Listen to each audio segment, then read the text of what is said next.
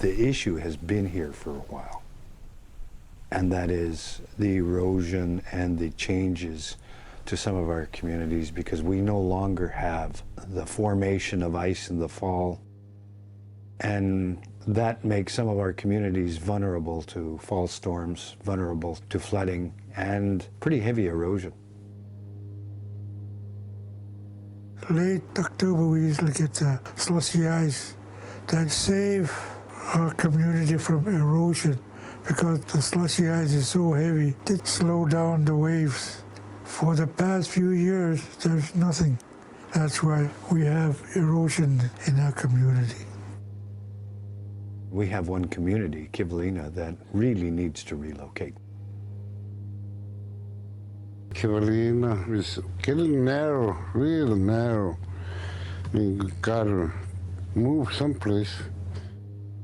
Teachers' housing nearly fell into the ocean. So local residents and local authorities had to try and keep the teachers' housing from going into the ocean and putting sandbags below them to keep it from eroding any faster, to get the heavy equipment tractors to move it to a safer location so the building could be saved. It affected not only the school. The airstrip had like 5 more feet left of clearance on the beach side before it started getting sandbags, so the airstrip could be saved too. We don't know where the funds are going to come from to relocate a village. We don't know the cost. We have some approximates, and there's really nobody taking the lead. Kivalina really doesn't have the human capacity, nor does the borough, but nobody else is stepping up to the plate. We did get a $2.5 million grant from the state of Alaska to help us along, and hopefully we'll be able to secure some other sources of funds. Our coastlines are sloughing a lot now. Cape Blossom, which is about 14 miles from here, was our main landmark that we see from the ocean. Now when we look for it, we can hardly see it. Sometimes we don't even see it till we get close to it. It's dropped so much, you know. This coast down here by Cape Krusenstern, the land is disappearing at a very rapid rate. I think in about 10 years, many of the houses are not going to be there, or they're going to have to move them further back, because prevailing winds now are taking away what the west winds used to deposit. If it continues and the water level increases, and I think it is increasing, because there are places down this coast that are eroding so much so that we can't even drive on the beach anymore. 5 years ago, we would drive on the tundra only 1.5 miles. Now we have to drive on a tundra 3.5 miles, because the beach is so eroded you can't go on the beach. Pronounced change, you know. We've lost a lot of our beaches. That's real apparent here in Kotzebue. They ended up putting that beautiful citified look in front of town there. We have a camp 30 miles from here. There was a point that stuck out a good 150 feet or so, but now it's pretty much gone. My parents had a house right on the beach there, and 5 years ago the ice went up and destroyed it. I think that's a good sign of the rising sea levels. The water's getting higher, so it's eating more into the bottom layer, and then everything kind of falls over. There's other communities that in different ways are facing the same kind of challenge. Sometimes during those same storm surges, if there's food or medicine or people coming in, they can't get from the airport to the community. So it's about health and life safety. The water don't get on our roads or anywhere up here. We're high now. But the road to the airport always is covered. This spring, high water washed out most of the road. They couldn't get across because the water was too deep, so we didn't have a plane for 5-6 days, I guess. For many of our communities, including the borough, we are very dependent on the capital budget of the state of Alaska. Oftentimes, our communities can get the gift of a piece of heavy equipment.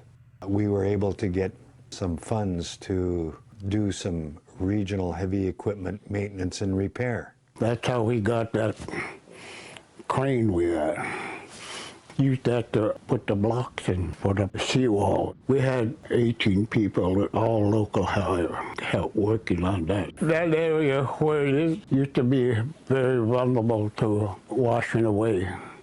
Before we built that, when it got rough, it used to go under the school building. In fact, it helped because you could see there's more beach again. We had a real violent storm and it held. We have a community on the Noatak River that's the village of Noatak. The river is eroding and has been eroding for quite a number of years. And at some point we're going to have to relocate the airport and get some of the homes out of harm's way. As the bank eroded, the river shifted with the erosion.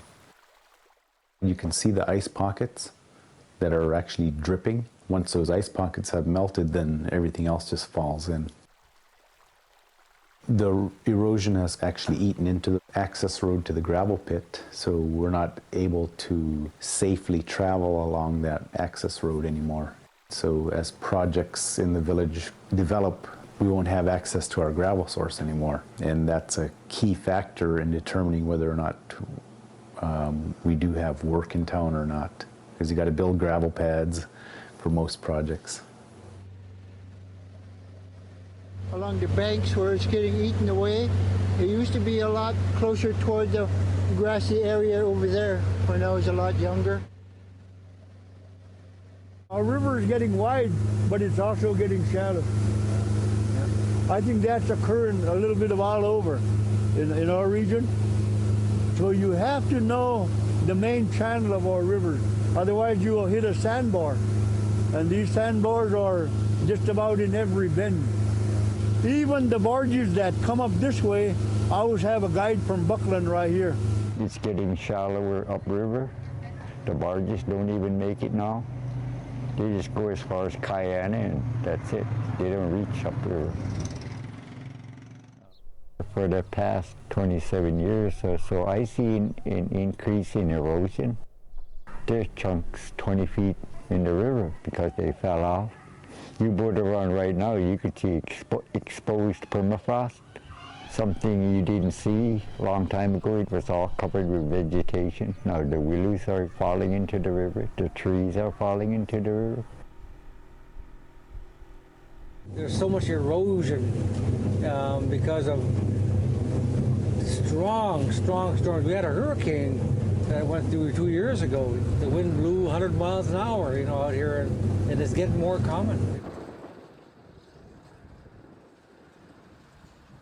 There's these weather conditions that people have not seen. Weather disasters that have impacted a lot of the communities in our region. I think it's a matter of time when the waves start lapping onto the hillside, because we're flat, there's water behind us, there's water in front of us.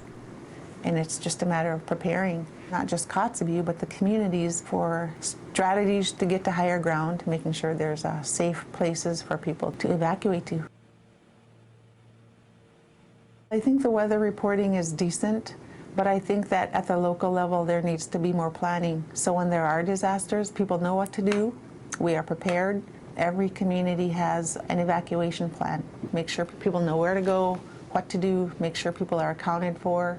It has to be something that we're planning for, prepared for.